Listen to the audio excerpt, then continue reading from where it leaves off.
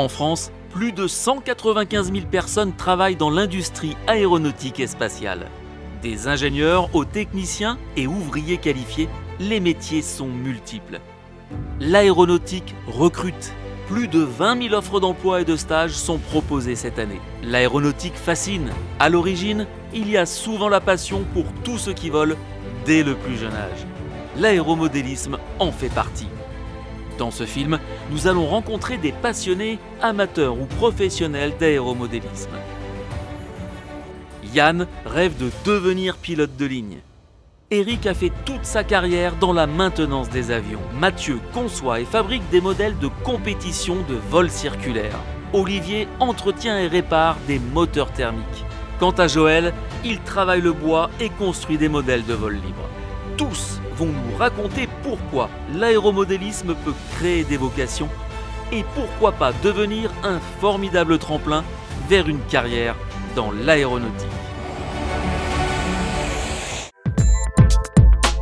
C'est que du plaisir, c'est de la passion, c'est en fait l'avion, c'est le prolongement de notre corps en fait. C'est comme si j'étais dedans. Alors je m'appelle Yann Bendayan, j'ai 22 ans, je suis modéliste depuis l'âge de mes 8 ans et depuis l'année dernière j'ai commencé un cursus une formation de pilote de ligne. C'est un rêve qui se réalise. Cette machine, alors c'est un Diamond, donc c'est un avion qui pèse 22 kg et qui peut dépasser facilement les 400 km à l'heure. On est quasiment sur une machine qui a le même rapport poids-puissance, on a des trains rentrants, des volets. On est dans une machine, mine de rien, qui est très proche du réel. On a un compresseur, une turbine, on n'est pas à l'abri d'une panne moteur. L'aéromodélisme dans ma future carrière, c'est énorme ce que ça m'a apporté. Je suis beaucoup plus serein de savoir que je connais les domaines de vol d'un avion. Je sais d'ores et déjà combiner les gouvernes, je suis sensible aux risques que l'on peut rencontrer en avion, les décrochages, le flûteur, des pannes de carburant, des pannes moteur, tout ce qu'on peut rencontrer dans un petit, on peut le rencontrer dans un gros. Ça m'a conforté sur le fait que je voulais devenir un vrai pilote et que je voulais continuer dans cette voie et que de ma passion, ça devienne mon futur métier.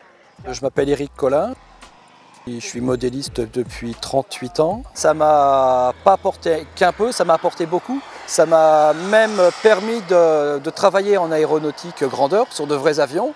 J'ai été mécanicien sur des vieux avions qu'on ne voit plus, comme la Caravelle ou le Mercure. Ensuite, j'ai travaillé sur l'A320. Il y a plein de métiers qui sont partis du modèle réduit. Aujourd'hui, je suis contrôleur qualité, donc je travaille sur des process, et toujours dans une compagnie aérienne.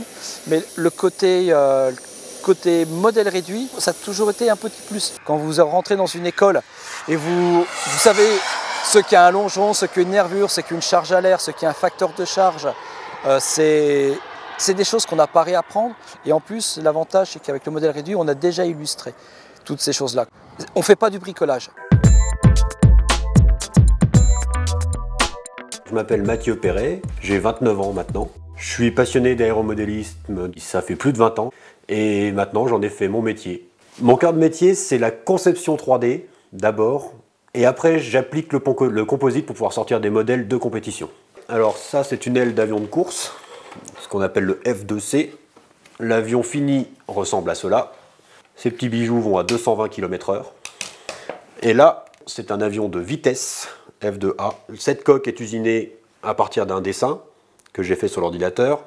Tout le fuselage ici est en bois qui a été usiné sur une machine numérique, donc qui a été dessiné avant. Selon la rigidité de la machine, on peut usiner du bois, de l'aluminium, de l'acier, vraiment tous les types de matériaux. Pour moi, c'est indispensable parce que ça apporte de la répétabilité aux pièces que je fais. La machine me sert aussi bien à faire des pièces directement en 3D que des moules pour de futures pièces en composite ou aussi bien de la découpe de nervures à l'ancienne. Le capot ici est entièrement en fibre de carbone moulée. Je pars de tissu, ce qu'on appelle du tissu de carbone ou de la fibre de verre. Je l'imprègne d'époxy. Après, je la mets dans les moules et ça nous sort 6 heures après une pièce finie, prête à être utilisée. Tout est important dans le moulage. Également la pression que l'on met quand on referme les moules. Et si on change quelque chose, le résultat sera différent. Et le stabilisateur ici a été moulé en carbone avec un noyau, tout comme les ailes des avions qui sont ici. On utilise les mêmes matériaux, du carbone et de la fibre de verre en composite. Les matériaux qui sont dans les ailes sont les mêmes que ceux dans les planchers des Airbus. du gros à sel, du nid d'abeille. On utilise exactement les mêmes procédés, mais à notre échelle pour être le plus léger possible et le plus solide possible. Tout comme l'aéronautique, comme je dis, on part d'un dessin sur l'ordinateur. Ensuite, une fois qu'on est content, on va faire un prototype avec des procédés d'usinage, que ça soit tournage, fraisage, etc., numérique. C'est-à-dire que la pièce qui sortira de la machine sera la même que celle sur l'ordinateur. Et ensuite, à partir de ces pièces, on vient développer notre procédé. Tout le processus de création est le même entre l'aéronautique et ce que je fais ici en aéromodélisme.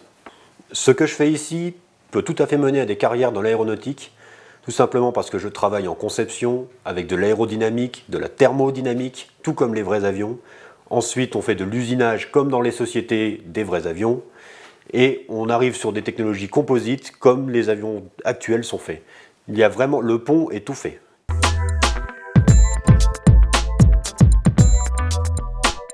Je m'appelle Olivier Rogeau, je suis un aéromodéliste de la toute première heure. Je répare les moteurs de modèles réduits d'avions. C'est un peu la table d'opération de tous les moteurs qui atterrissent ici, qui sont donc démontés. Il a fallu remplacer l'axe centreur d'hélice sur la partie avant, qui était cassé. Les roulements de vilebrequin, situés ici et ici en interne. Et là, je suis en train de procéder au remontage de la boîte à clapet. Ma vis est serrée au couple, je serre en croix, de façon à avoir un serrage uniforme. Maintenant, je vais commencer à remonter l'ensemble carburateur qui lui a été révisé et taré en pression d'alimentation. Comme dans la mécanique aéronautique grandeur, il faut quand même une grande précision de réalisation dans toutes les étapes mécaniques de façon à avoir une excellente fiabilité moteur et éviter les incidents mécaniques. C'est parfait. Chaque intervention est très importante dans le sens où, comme en aviation grandeur, on n'a pas le droit à l'erreur. Donc il faut toujours avoir l'idée de la perfection vraiment du travail complètement abouti, parce que ce sera une exigence qui sera impérative plus tard quand on s'engagera dans le métier aéronautique. Ah là, on change complètement de domaine. Là, on se rapproche de l'âge d'or de l'aviation grandeur. On a un moteur multicylindre en étoile. Ce sont des très belles mécaniques, mais qui nécessitent quand même un entretien très rigoureux. Ça, c'est un moteur qui a eu un gros incident, ce qu'on appelle un crash. Donc il y a eu beaucoup de pièces endommagées. Et quand ça casse à l'intérieur, eh bien, on a les morceaux de métal qui viennent frapper, s'encastrer dans la culasse. Donc ça, voilà, c'est un moteur qui a subi une très très grosse avarie. Il a fallu changer énormément de pièces. Toutes les pièces sont démontées, absolument toutes les pièces sont contrôlées. En dimension, en équerrage, en forme. Il faut absolument, en assemblage mécanique, remettre la pièce exactement à la même place. Ça, c'est un impératif. En fait, comme les centres de maintenance d'aviation grandeur, il y a toute une partie logistique qui est préalable à l'intervention sur les moteurs. Il faut s'approvisionner en pièces détachées, de façon sûre, de façon à éviter d'avoir une immobilisation de moteur de plusieurs semaines, voire plusieurs mois, comme ça peut arriver. On se rapproche de la même rigueur que les ateliers aéronautiques, sans en avoir toutes les contraintes et les process. Là, on est dans des petits moteurs, je dirais, beaucoup plus traditionnels, des moteurs monocylindres à carburation de méthanol. Ils sont très sensibles à la corrosion. Donc, souvent, les dommages sur les roulements sont assez rapides s'ils ne sont pas protégés. Les points communs avec l'aéronautique grandeur, en fait, sont beaucoup plus nombreux qu'on croit. Les process de démontage, remontage et le soin, la méticulosité, l'outillage adapté est indispensable, c'est exactement ce qui se pratique en aviation grandeur.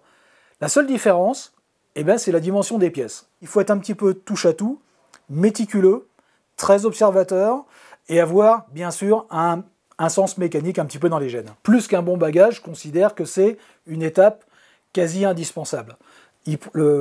L'aspirant mécanicien dans l'aviation grandeur aura une longueur d'avance sur tous ceux qui n'auront jamais pratiqué ou touché un moteur à explosion ou un groupe moteur dans l'aéromodélisme.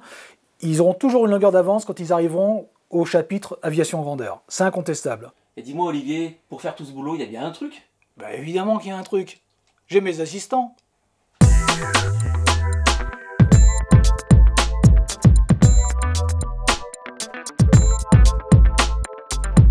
Je m'appelle Joël Bénard. Je construis dans cet atelier essentiellement des planeurs pour les jeunes et à leur apprendre un maximum de techniques dans la manipulation du bois, etc. Voilà, l'intrado, on va le considérer comme terminé. c'est pas trop mal. Et ensuite, on passe à l'extrano. Pour tailler l'extrano, on part du sommet du profil, de la flèche du profil, et on va soit vers le bord d'attaque, soit vers le bord de fuite. Alors là, tout se fait au toucher puis à l'oreille. Là, il y a encore du travail. On est obligé de tenir compte des caractéristiques du bois et de savoir comment on l'utilise. Le choix du matériau est très important dans la mesure où on veut obtenir une aile la plus solide possible et la plus légère possible. C'est contradictoire, mais il faut arriver à résoudre cette équation. Alors, l'étape actuelle est de constituer le bloc de nervure. Si on peut mettre la queue de nervure parallèle aux fibres du bois, c'est mieux. C'est très délicat comme étape. Alors toutes les nervures qui ont été découpées, il faut les trier de façon à mettre les nervures les plus lourdes, les plus solides, près du fuselage, près de l'emplanture, et progressivement vers le bord marginal, ce sont les nervures les plus légères, les moins solides. Alors la construction d'une aile réclame une très grande précision, dans la mesure où, si on ne veut pas avoir de problème à l'entoilage, surtout, il faut que toutes les nervures soient rigoureusement identiques. La norme pour nous, c'est environ le 10e de millimètre. Sur certaines constructions, on est à 5 centièmes de millimètre. Il faut être le plus précis possible. C'est que ce soit l'aéromodélisme ou l'aviation grandeur nature, c'est quelque chose qui vole et qui répond aux mêmes lois aérodynamiques. C'est une école de persévérance, de l'aéromodélisme, de rigueur, de méthode, où on ne laisse rien au hasard.